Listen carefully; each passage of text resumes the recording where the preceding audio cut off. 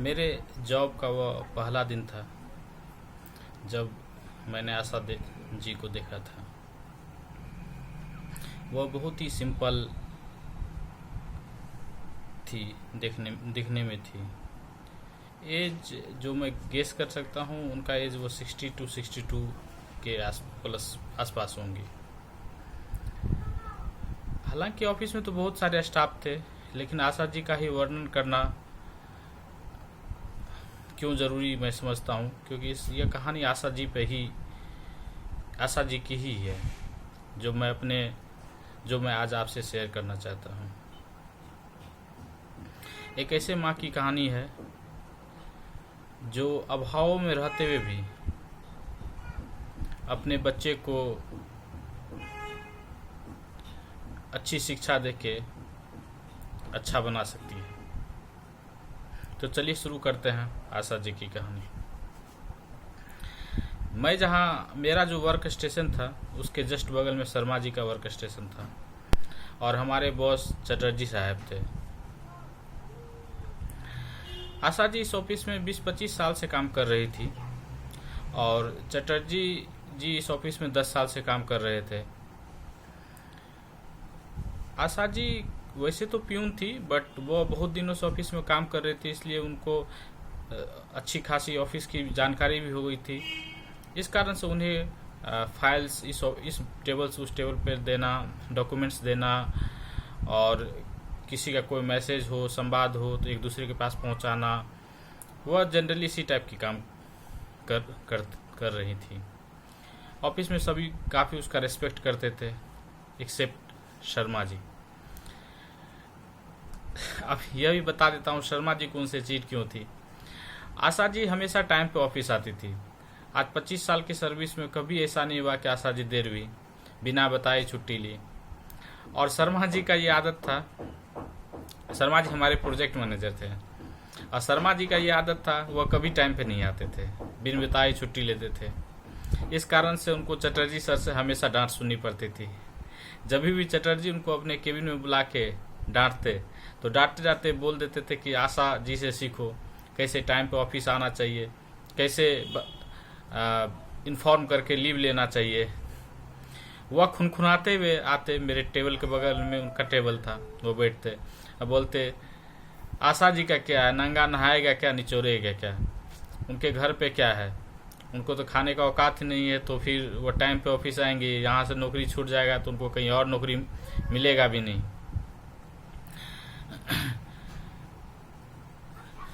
मेरा क्या है, मेरा बेटा तो इस ईयर एमटेक कर लेगा और उसको अच्छी खासी नौकरी हो जाएगी, तो मैं ये चटर्जी की कौन सुनेगा। उसके बाद मुझे कौन सी जॉब करने की पड़ी है। मैंने अपने बेटा को इतना अच्छा पढ़ाया है, वो एमटेक बीटेक करके अब एमटेक करने जा रहा है और उसको वहाँ से अच्छा खासा प्लेसमेंट्स हो जाएगा, फिर मुझे जॉब करने की कौन सी चिंता है। मैं भी सुन लेता था, मुस्कुरा देता था। और शर्मा जी की इतनी हिम्मत थी कि यह सब बात आशा देवी के मुंह पे ही बोल देता था। क्या आशा जी सही है ना, आपका नंगा नहाएगा क्या, निचोड़ेगा क्या, आपको तो आप एक दिन नहीं आओगे, आपकी सैलरी कट जाएगी, तो फिर आपका घर भी नहीं चल पाएगा। और आपके बच्चे तो मालूम ही है कि क्या करते होंगे, कोई सब्जी बेचते होंगे, कोई फूल बेचते होंगे, कोई फल बेचते होंगे। यह सब सुन के आशा जी मुस्कुरा देती थी और मुस्कुरा के जवाब देती तो कुछ भी नहीं बोलती थी। मैं 1 साल के जॉब में मैं भी ये पाया कि आशा जी कभी भी ऑफिस में देर नहीं हुई, हमेशा टाइम पे आई, ऑफिस के सारे काम को वो बहुत ईमानदारी से करती थी।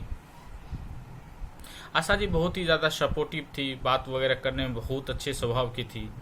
इस कारण से ऑफिस में सभी उसको पसंद करते थे। हमारे चटर्जी साहब जो थे, वो भी आशा जी को पसंद करते थे। आशा जी के लिए के लिए काफ़ी रेस्पेक्ट था। वह करीब 55-56 साल के थे चटर्जी साहब। उनको हमेशा गर्व रहता था कि उनके 2 बेटा हैं और 2 बेटियां हैं, जिनको वो पढ़ा लिखा के जो अच्छी कंपनी सारे इंजीनियर्स हैं और अच्छी कंपनी में जॉब करते हैं। कोई सॉफ्टवेयर कंपनी में, कोई एफएमसीजी कंपनी में अच्छे पोस्ट पे जॉब करते हैं। इस बात का उनको हमेशा गर्व रहता था कि मैं एक ऐसा फादर हूँ जो मैं ऐसा इंसान हूँ जो मैं भी सक्सेसफुल हूँ और मैं एज ए फादर भी सक्सेसफुल हूँ कि मैंने अपने चारों बाल बच्चा को अच्छे से पढ़ा के अच्छी खासी नौकरी, वो लोग अच्छी नौकरी भी कर रहे। इस बात का उनको हमेशा गर्व रहता था। और हम लोग जब भी लंच में साथ में बैठे या कोई पार्टी वगैरह होता था तो शर्मा चटर्जी जी इस बात का जरूर जिक्र करते थे और इस बात पे कभी फूले न समाते थे कि उनका बेटा उतनी अच्छी पोस्ट पे है। अब आशा जी भी थी। आशा जी इसमें क्या बोलती, आज शर्मा जी को अच्छा चांस मिल जाता तो वो लगे रहे अपने भी बेटे के बारे में बोल देते, मेरा बेटा भी बीटेक कर लिया है, एमटेक करने जा रहा है, अब उसको भी प्लेसमेंट होगा। और ये आशा जी को देखे कहीं बेटा जो है इनका कहीं फूल बेचता होगा। आशा जी फूल का क्या भाव है, सेब कैसे केजी है। आशा जी ये सब बात सुनती थी और मुस्कुरा देती थी। कुछ दिन बाद मुझे मालूम हुआ कि आशा जी बोल रही हैं कि अब जॉब नहीं करूंगी।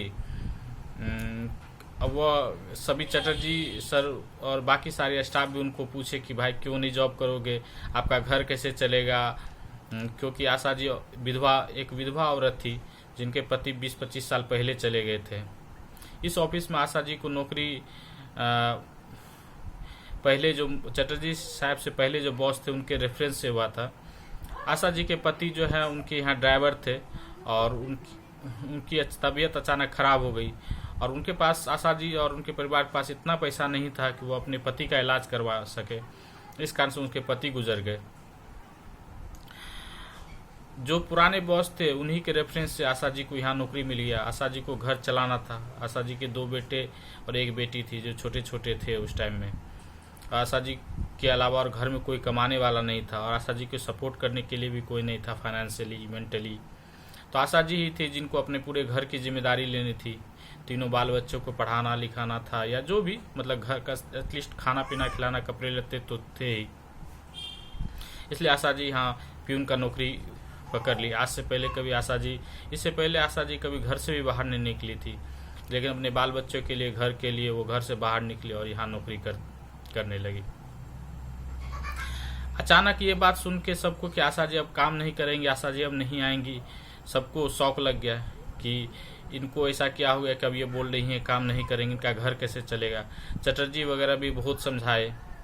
इवन किस टाइम शर्मा जी भी थोड़े भावुक हो गए, वो भी समझाए कि आशा जी आप करो काम, नहीं तो आपका घर कैसे चलेगा, आप तो कैसे अपने बाल बच्चों की कमाई, बाल बच्चे यदि आपकी थोड़ी बहुत भी कमाई कर रहे हैं तो उस पर आप कैसे डिपेंडेंट रह सकते हो। बट आशा जी कुछ नहीं बोली। अंत में सब स्वीकार कर ले कि ठीक है आशा जी आप नहीं काम करोगे तो कल आओ, कल आपका लास्ट वर्किंग डे होगा और हम सभी एक फेयरवेल पार्टी देना चाहते हैं। दूसरा दिन हुआ, आशा जी आए और शाम में फेयरवेल पार्टी हुआ। जिनको जो था छोटा मोटा गिफ्ट दिए, एक छोटी मोटी पार्टी हुई। पार्टी होते होते 6 बज गए, सबके जाने का टाइम हो गया और आशा जी भी अपना बैग वगैरह ले ली थी जाने के लिए। तभी अचानक एक एक्सयूवी ऑफिस के सामने रुकी और उसमें से 3 लोग उतरे। 2 युवक थे और 1 लड़की थी। तीनों काफ़ी ज़्यादा सुंदर दिख रहे थे, काफ़ी ज़्यादा महंगे कपड़े भी पहने थे। तीनों उतरे और तीनों ने आके आशा जी को प्रणाम किया। अब यह देखकर सभी अचंभित रह गए कि ये कौन है, आशा जी को क्यों प्रणाम कर रहे हैं। तो आशा जी ने इंट्रोडक्शन दिया कि ये शर्मा जी हैं, ये चटर्जी हैं, बेटा इनको भी प्रणाम करो। तो वो तीनों इन लोग को भी प्रणाम किए। तो सभी पूछने लगे कि ये कौन है। तो आशा जी बोले कि ये मेरा एक लड़के की तरफ इशारा करके, ये मेरा बड़ा लड़का ऋषभ है, ये मेरा दूसरा लड़का रचित है और ये मेरी बेटी डेजी है। मैं इसी बेटी के कारण जो है इतने दिन से काम कर रही थी। मेरा बेटा जो है, बड़ा वाला बेटा, वह माइक्रोसॉफ्ट में जॉब करता है, यूएस में सेटल्ड है। फिर मेरा दूसरा बेटा जो है गूगल में जॉब करता है, वो भी यूएस में सेटल्ड है।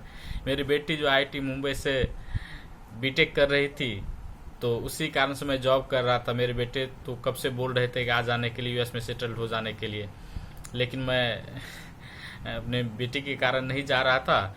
अब मेरी बेटी भी जो है इस बार बीटेक इसका कंप्लीट हो गया है और उसको जो है फेसबुक में प्लेसमेंट मिल गया है, तब वो भी यूएस में ही जाके सेटल हो जाएगी। तो जब वो मेरे दोनों बेटे और बेटी जब यूएस में ही हो जाएंगे तो मैं भी यहाँ क्या अकेले रहूँगी, तो मैं भी वहीं जाके अपने बेटा या बेटी के पास ही चले जाऊंगी। इन लोग का भी बहुत दिन से जिद था कि मैं आके रहूं। उसके बाद सब थोड़ा बहुत सबसे बातचीत वगैरह होके वो तीनों बेटे और वो दोनों बेटे और उनकी बेटी और आशा जी चले गए। अब मैं चटर्जी की तरफ देख रहा था। चटर्जी जी क्या सोच रहे होंगे? चटर्जी जी जरूर ये सोच रहे होंगे कि मैं तो इतना अच्छा पढ़ा लिखा, इतना अच्छा जॉब करता था, तब मैं अपने बाल बच्चे को पढ़ाया। मेरा बेटा सब या बेटी जो प्राइवेट कॉलेज से बीटेक वगैरह करके वो आज जॉब कर रहे हैं।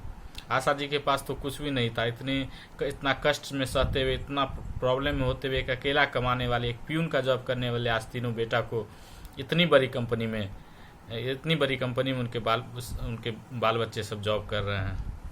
शर्मा जी जो अक्सर आशा जी को बोलती थी नंगा नहाएगा क्या, निचोड़े क्या, और शर्मा जी का सर शर्म से नीचे झुका हुआ था। वो तो मेरे सामने कुछ बोल नहीं पा रहे थे और मैं सोच रहा था कि शर्मा जी क्या सोच रहे होंगे कि आज तक मैं अपने बेटे पे गर्व कर रहा था कि मेरा बेटा कमाएगा तो मैं नौकरी नहीं करूंगा। और आशा जी हैं जिनके दो बेटे माइक्रोसॉफ्ट और गूगल में जॉब करते हैं, फिर भी वो कभी नहीं ऐसा सोचे और हमेशा टाइम पे ऑफिस आए। तो काम करने का क्या तल्लीनता होता है, ये आशा जी से सीखना चाहिए।